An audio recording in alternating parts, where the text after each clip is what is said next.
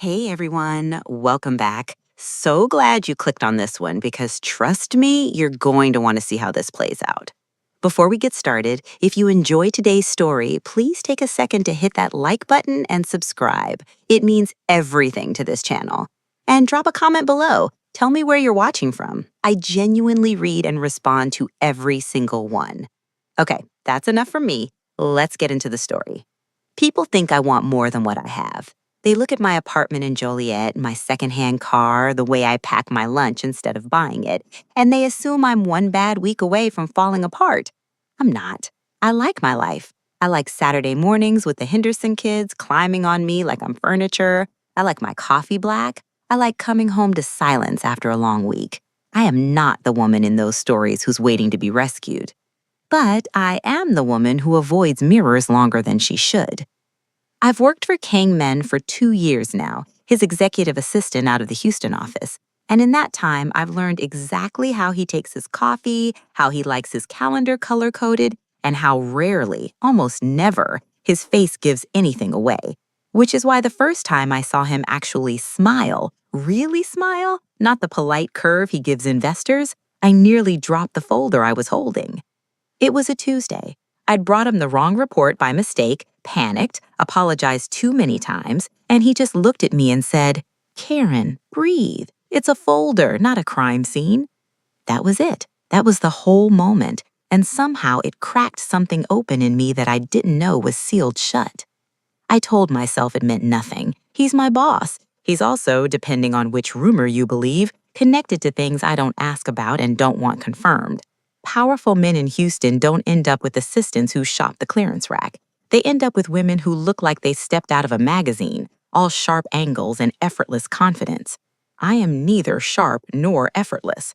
I'm soft and round, and I've spent more nights than I'd like to admit standing in front of my closet wondering what it would feel like to not think about my body for even 5 minutes.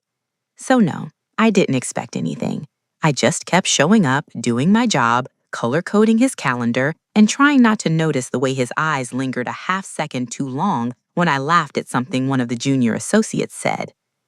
There's a particular kind of exhaustion that comes from being content and insecure at the same time. People assume those two things can't live in the same body, but they do, every single day in mine. I'm content with my apartment, my job, my Saturdays with kids who don't care what size dress I'm wearing. I am not content with what I see when I catch my reflection in the elevator doors on my way to the executive floor. Two different truths, both real, both mine. Denise, my best friend since freshman year of high school, thinks I overthink everything. "You're gorgeous, Karen," she told me last week over wine like it was a fact as simple as the sky being blue. The problem isn't your body. The problem is you've decided ahead of time who's allowed to think that. I didn't argue with her. I just changed the subject, the way I always do. That Tuesday, after the folder incident, Kang Min started doing something he'd never done before, lingering. A question about my weekend that didn't need to be asked, a coffee left on my desk that I hadn't ordered, made exactly the way I take it. Small things. The kind of things you could explain away individually, but that start to form a pattern if you let yourself notice. I let myself notice. I just didn't let myself hope.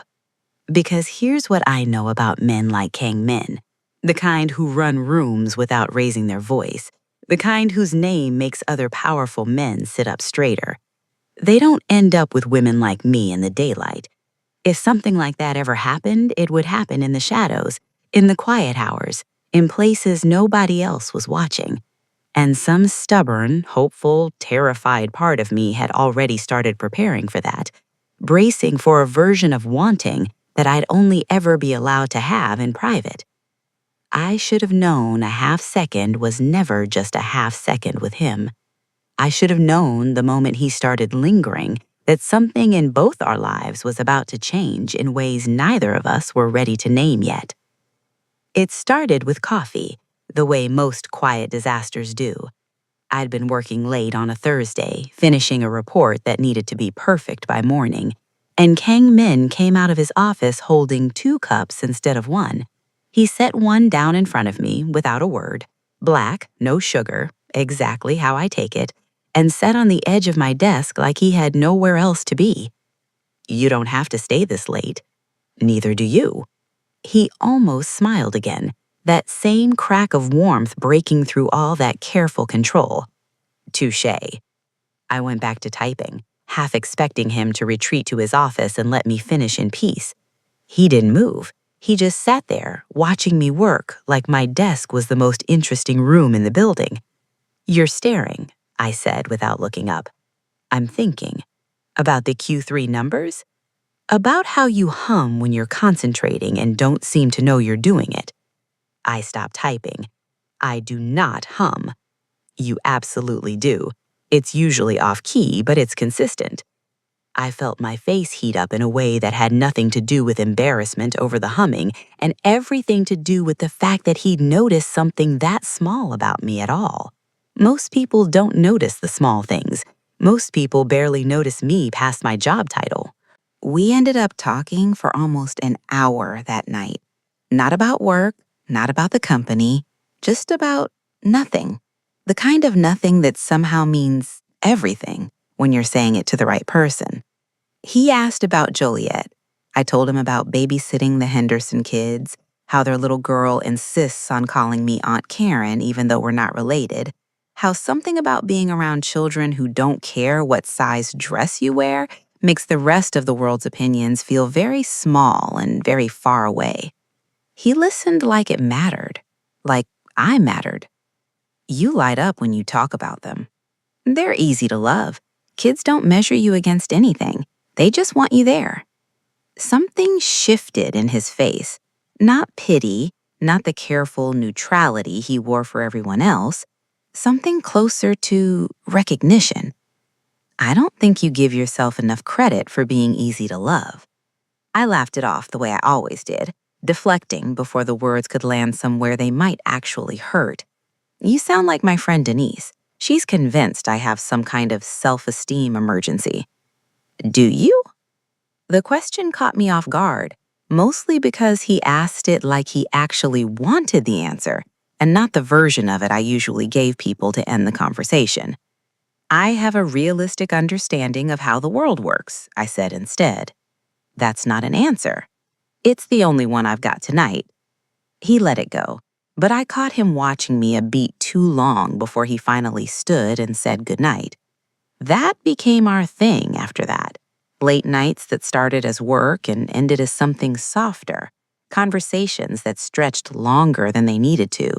The careful pretense of professionalism wearing thinner every week. I told myself I was imagining the way the air changed when we were alone together. I told myself a lot of things. The night it actually happened, I wasn't even surprised. Not really.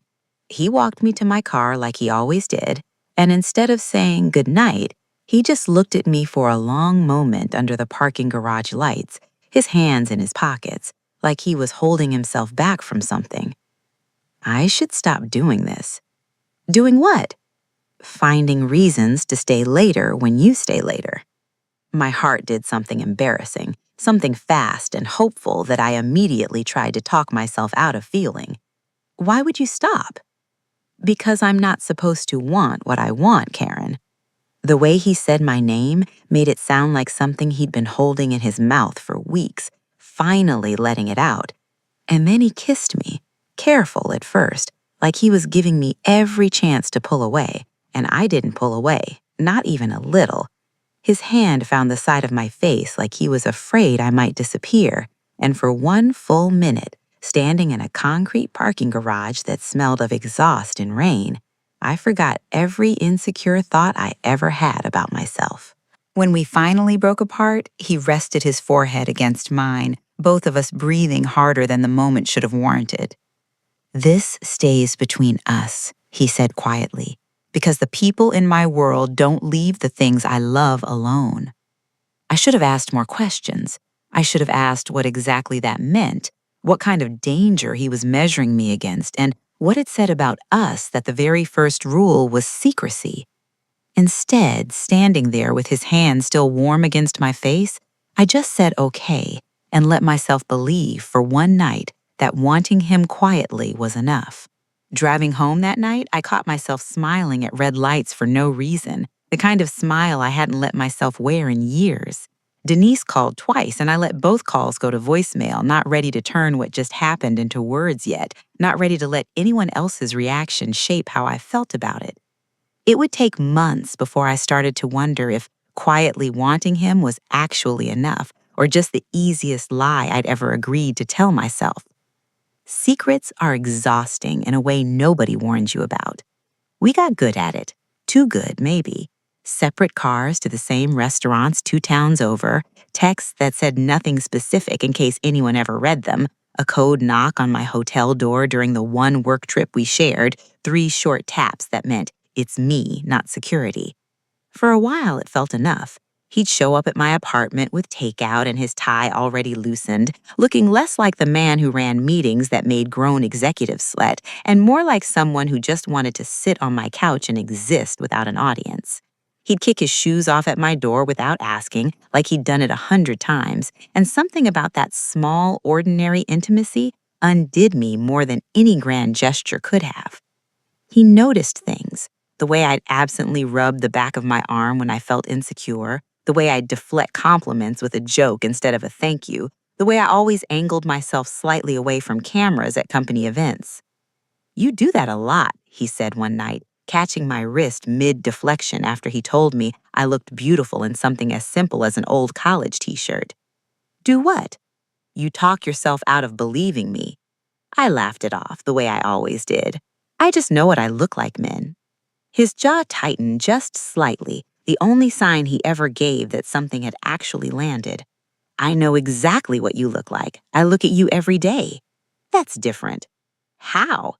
I didn't have a good answer, so I changed the subject instead, the way I always did when a conversation got too close to the parts of myself I kept locked up. He let me change it. He always let me change it, which somehow felt worse than if he'd pushed. I wanted to believe what he'd said meant exactly what it sounded like it meant. But late at night, alone in my apartment after he'd gone home to maintain appearances, the old voice would creep back in. The one that said, "He kisses you in private because in public you'd embarrass him." The one that said a man like Kang Min keeps women like you as a secret because secrets are easier to be ashamed of than people are. I never said that out loud. Saying it out loud would have made it real, would have forced him to either confirm or deny something I wasn't sure I was ready to hear either answer to. So instead, I just started pulling back in small ways, canceling a dinner here, taking longer to respond to a text there, testing him without telling him I was testing him, waiting to see how long it would take before he stopped chasing, before the secret became too much work to keep. He never stopped. He just got quieter, more watchful, like he could see exactly what I was doing and was choosing, for some reason, to be patient with it anyway. One night, after I'd canceled on him twice in 1 week with thin excuses about being tired, about a headache, about nothing at all, he showed up at my door anyway, takeout in hand, like nothing had happened. "Karen, you don't get rid of me that easily." "I'm not trying to get rid of you." "Aren't you?" He set the bags down on my counter without being invited in, which told me he wasn't leaving until we talked this through. "You're trying to see if I'll leave first." His voice wasn't angry, it was sad almost, in a way that cracked straight through my defenses. "I'm not going anywhere," he said. "I just need you to stop deciding that for both of us." "I'm not deciding anything. You've canceled on me twice this week and you haven't laughed at one thing I've said since Tuesday. I notice when you pull away, Karen. I've always noticed." I didn't have an answer for that, not one I trusted myself to say without it turning into the whole ugly truth that some nights I lay awake convinced I was a stop on the way to something better, that I'd built an entire defense system out of expecting to be left before I could be embarrassed in front of people who looked like they belonged in his world. So I let him in instead, and we ate cold takeout on my couch in silence for a while, his arm eventually finding its way around my shoulders like it had a memory of its own. Neither of us said what we were both thinking, that something had to give eventually, that secrets this heavy don't stay buried forever, that the version of us that only existed behind closed doors was never going to be enough to satisfy either one of us long term. Before he left that night, he paused at my door, hand on the frame, and looked back at me like he was deciding whether to say something else. "For what it's worth," he said, "I've never once thought about you and felt anything close to embarrassment. Not for a second. Whatever story you're telling yourself at 2 in the morning, it's wrong." I wanted to believe him completely. I almost did. But almost has a way of holding on long after it should have let go.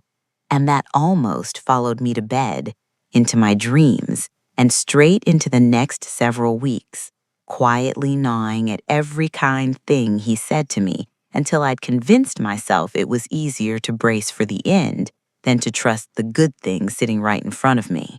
I just didn't know yet that it would be a ballroom full of investors that finally dug it up, in front of everyone, with absolutely no warning at all. The gala had been on the calendar for months, investors flying in from 3 countries, the kind of night where every detail had to be flawless because the company's next funding round depended on it.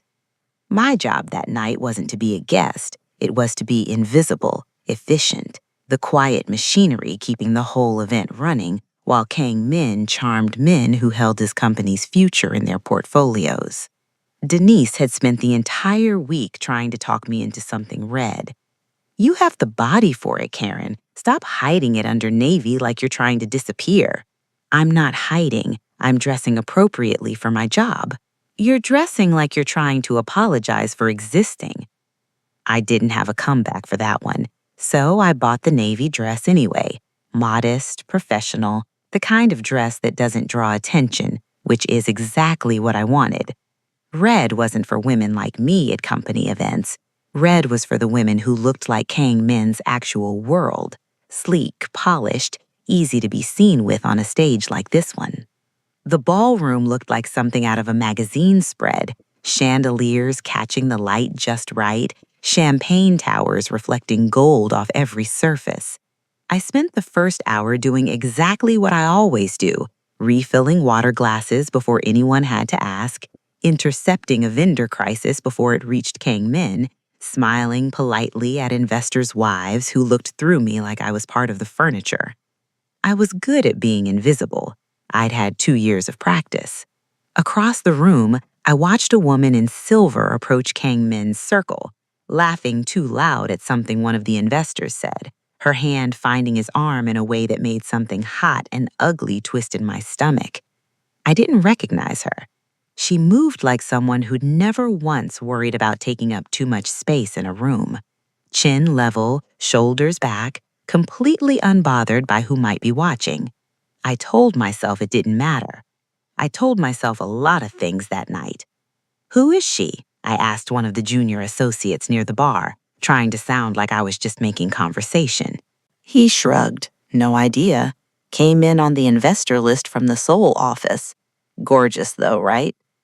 I smiled and said something non-committal and went back to refilling glasses, my chest tight in a way I refused to examine too closely. By 10 o'clock, I'd convinced myself I understood exactly where I stood. The woman in silver got to stand next to him in public, laugh at his jokes where everyone could see, touch his arm without a second thought. I got code knocks on hotel doors. I got careful, separate cars to restaurants 2 towns over. That was the deal. That had always been the deal, and I'd agreed to it with my eyes open, so there was no use being upset about it now. I caught Kang Min's eye once, briefly, across the room. He held my gaze for a beat longer than was safe, something unreadable passing over his face, before an investor pulled his attention back. I looked away first.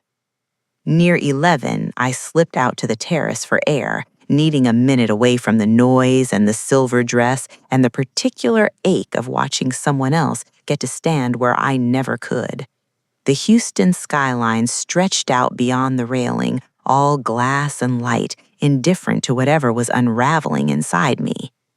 "You're missing your own party," a voice said behind me. I turned. It was Min, having extracted himself from his circle of investors, tie slightly loosened, watching me with an expression I couldn't quite place. It's not my party, I'm working it. You've been working it all night. You're allowed 5 minutes.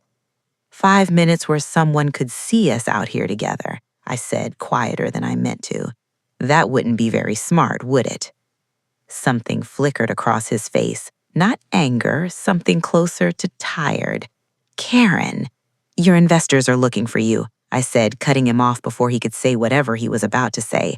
I didn't trust myself to hear it without falling apart a little, not tonight, not with Sua's laugh still ringing somewhere behind us in the ballroom. He didn't move for a long moment, just studied me like he was trying to read something I wasn't saying out loud. Then he nodded once, turned and walked back inside, leaving me alone with the skyline and the quiet certainty that I'd misread every soft thing he'd ever said to me. I went back inside a few minutes after him, smoothing my dress, putting my professional face back on like armor. Denise found me near the bar, took one look at my expression, and didn't even bother pretending she hadn't noticed something was wrong. What happened? Nothing happened. That's the problem. She glanced toward the silver dress, now laughing again near the investors, then back at me, piecing it together fast the way best friends always do. Karen, don't you dare start comparing yourself to her. I'm not comparing anything. I'm just being realistic. You keep using that word like it means something other than scared. I didn't answer her, because she wasn't entirely wrong, and because the band had just shifted into something slower, and across the room I could see Kong Min making his way back toward his circle of investors, jaw set, eyes scanning the crowd until they found me again. I looked away first this time, too. I didn't know yet that he was about to prove me wrong in front of every single person in that ballroom. I was standing near the edge of the room, holding a clipboard I didn't need anymore, when Kong Min's hand found mine. I thought he wanted me to grab something, another folder, another fix for another small crisis. Instead, without breaking his sentence to the men in front of him, without so much as glancing my way first, he pulled me down onto his lap like it was the most natural motion in the world. The room didn't go silent all at once. It happened in waves, the people closest to us first, conversations dying mid-sentence, then the ripples spreading outward until the whole ballroom seemed to be holding its breath. I sat frozen, my heart slamming against my ribs, completely certain I was about to wake up from some humiliating dream. As I was saying, Kong Min continued, one arm settling around my waist like it belonged there, like he'd done this 100 times before. The Houston expansion timeline isn't a risk, it's an opportunity. The investor in front of us blinked, recalibrated, and somehow kept talking business, because apparently when a man like Kong Min decides something is normal, the entire room agrees to pretend it's normal too. I wanted to disappear. I wanted to laugh. I wanted to cry, just a little, from somewhere deep and old that had nothing to do with tonight and everything to do with every mirror I'd ever avoided, every dress I'd talked myself out of buying, every quiet hour spent convincing myself I was a secret worth keeping hidden. Men, I whispered, barely moving my lips. Everyone is staring. Let them. You said... I know what I said. His thumb traced a small, steady circle against my hip, grounding me even as my whole world tilted sideways. I didn't know what to do with my hands, my face, any part of my body that suddenly felt like it was on display under every chandelier in the room. I could feel eyes on me, assessing, calculating, some kind and some clearly not, and for one panic second, I almost slid off his lap and walked straight out the door. His arm tightened around me just slightly, like he could feel exactly what I was thinking. Stay, he said quietly, just for me. Please. So I stayed. Across the room, the woman in silver was watching us with an expression I couldn't quite name, somewhere between shock and something colder, something that looked a lot like recognition. She wasn't smiling anymore. Whatever she'd expected from tonight, this clearly wasn't it. The investor cleared his throat, glanced between us with poorly disguised curiosity, and finally asked the question everyone in a 15-foot radius was thinking. I wasn't aware you two were. We are, Kang Min said simply, no hesitation, no qualifier, like the sentence didn't need finishing, like there was nothing complicated about it at all. I felt something crack open in my chest, warm and terrifying at the same time. 2 years of careful secrecy, of separate cars and code knocks and convincing myself I was a shameful thing kept in the dark, and he'd just dismantled it all in 4 words in front of 300 people who held his company's future in their hands. Karen Jackson, my executive assistant, and the most important person in this building tonight. Somewhere near the bar, I heard Denise actually gasp out loud. The investor laughed, an awkward, surprised sound, and raised his glass slightly. Well, congratulations, I suppose. Though I have to say, Kang, you kept that one well hidden. Some things are worth keeping quiet until they're ready, Min said, his hand still resting easy at my waist. This one's ready. I turned my head just enough to look at him, searching his face for any sign that this was performance, any flicker of regret already creeping in now that the words were out and couldn't be taken back. There wasn't one. He just looked back at me, steady, unbothered, like the only opinion in the room that mattered to him was mine. "You're really doing this," I murmured, so quiet only he could hear it. I should have done it months ago. The conversation around us slowly thawed back into something resembling normal business chatter, investors exchanging glances, a few whispered comments I pretended not to notice, but the temperature of the room had shifted permanently. I wasn't invisible anymore. I was sitting in the center of it all, in a navy dress I'd bought specifically not to be noticed in, being noticed by every single person who mattered to this company's future. I wanted to believe this was real, that it would still be real in the morning, that this wasn't some fever dream brought on by champagne and chandeliers and a year of wanting something I'd never let myself fully ask for. But some old stubborn part of me was already bracing for the cost of it, because moments this good, this public, usually came with consequences nobody had warned me about yet.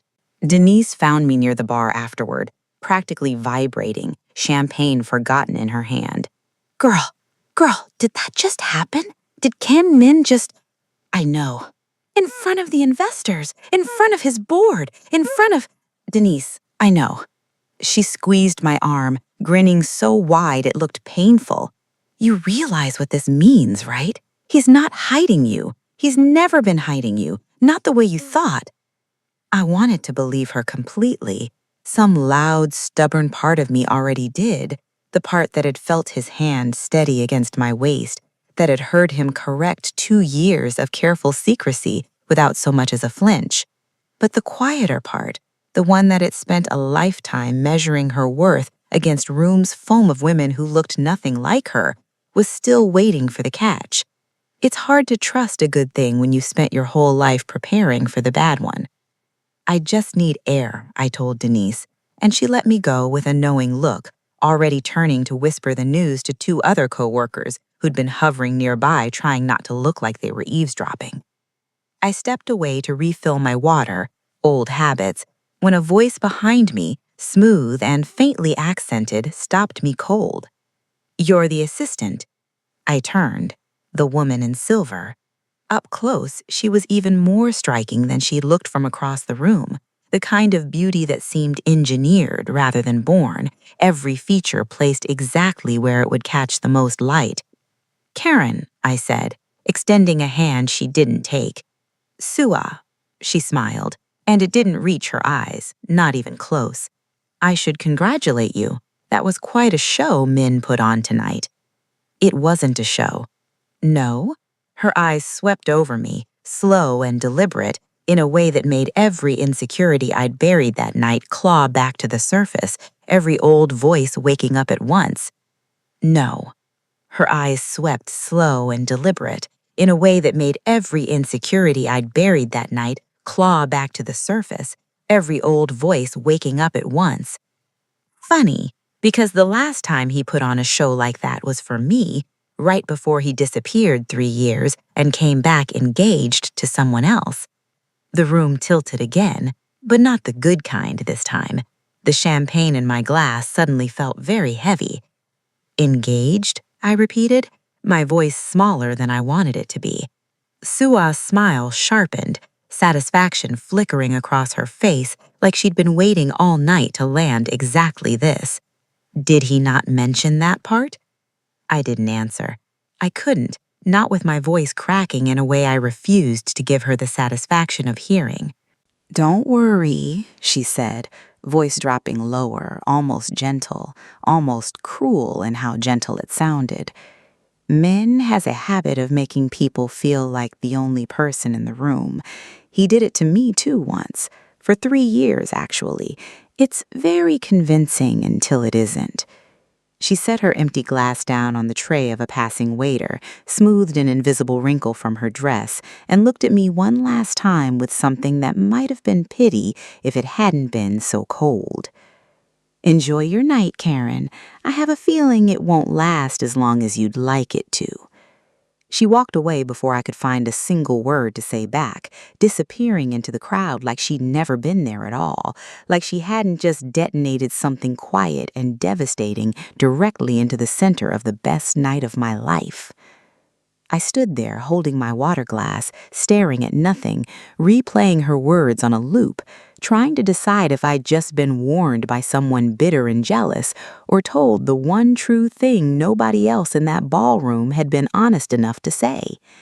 Denise appeared at my elbow a minute later, her smile fading the moment she saw my face.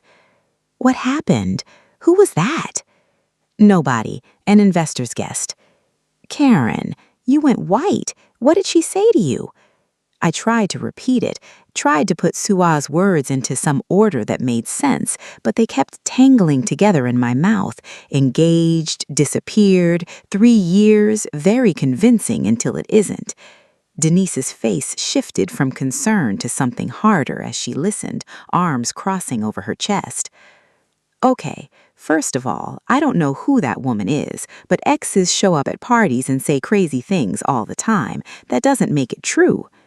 "What if it is true? Then he should have told you himself, and you should ask him, not let some stranger in a silver dress ruin the best thing that's happened to you all year." Denise softened, taking the water glass gently out of my shaking hand.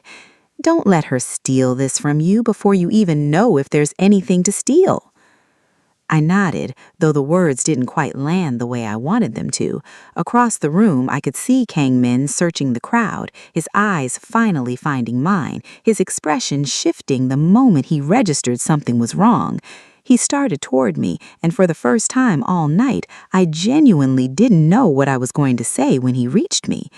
I just knew the warmth of the last 20 minutes had already started slipping away, replaced by the same old fear I'd worn for 2 years like a second skin. The fear that I'd been a placeholder all along, the secret he kept until something better walked back into the room in a silver dress. He reached me before I could decide what to do with my face. "Karen." His hand found my arm, gentle, searching. "What happened? You look like you've seen a ghost." I met Sua. Something shifted behind his eyes. Not confusion, not denial, something worse. Recognition, fast and complete, the kind that told me he already knew exactly what conversation we were about to have. "Karen, let me explain. You were engaged." My voice came out steadier than I felt, which surprised me almost as much as it seemed to surprise him. 3 years, she said, and then you disappeared." He exhaled slowly, glancing around at the room still buzzing with our earlier moment. Investors watching us now with fresh curiosity they were doing a poor job of hiding. "Not here," he said quietly. "Please, not here." "You didn't think it mattered? After everything tonight? After pulling me onto your lap in front of 300 people, you didn't think I deserved to know there was a whole life before me you never mentioned once?" It's not what she made it sound like. Then what is it, Min? Because right now, all I know is what a stranger in a silver dress told me, and you're standing here asking me to trust you instead of just telling me the truth. He reached for my hand, and I let him take it, mostly because some traitorous part of me still wanted to believe whatever came next would fix everything, would make sense of the last 10 minutes, would erase the cold feeling that had settled into my chest the second Sua said the word engaged. I was going to tell you. Tonight, actually, before any of this happened. There's history with her that I buried a long time ago, and I should have buried it better because clearly it followed me here. That's not an explanation. I know. His thumb moved against my knuckles, an old familiar gesture that usually steadied me and tonight did nothing at all. Karen, whatever she told you, the only thing that matters is what's true right now, tonight, between us. Before I could answer, his phone buzzed once in his pocket, sharp, insistent, the kind of buzz that makes a person's whole body go still. He pulled it out, glanced at the screen, and I watched every trace of color drain slowly from his face. Min, what is it? He didn't answer right away. He just stared at whatever was on that screen like the ballroom around us had disappeared entirely, like the investors and the chandeliers and the gossip already spreading through the crowd had stopped mattering the second that message landed. Men! My voice cracked this time, fear replacing anger in an instant. You're scaring me. He finally looked up, and the expression on his face was one I'd never seen on him before in 2 years of knowing every careful version of Kang Min there was to know. It was fear, real, undisguised fear. We need to leave, he said, already reaching for my hand, already scanning the exits like he was calculating something I couldn't see. What? What did that message say? He hesitated just for a second, just long enough for me to see him deciding how much truth I could handle in the next 10 seconds standing in the middle of a crowded ballroom. It's about Sua, he said finally, his grip on my hand tightening like he was afraid to let go. She's not just an ex, Karen, and she didn't come here tonight by accident. Across the room, through the crowd, I caught one last glimpse of the woman in silver, except she wasn't watching us with jealousy anymore. She was watching us with the calm, satisfied expression of someone who had just set something in motion and was waiting to see how far it would go. And then the lights in the ballroom flickered once and went out completely. Hello again. Quick reminder before we go. If this video moved you even a little, please like, subscribe, and share it with someone who loves a good story. And don't forget to leave a comment. I'd love to know your thoughts on today's episode. See you in the next one.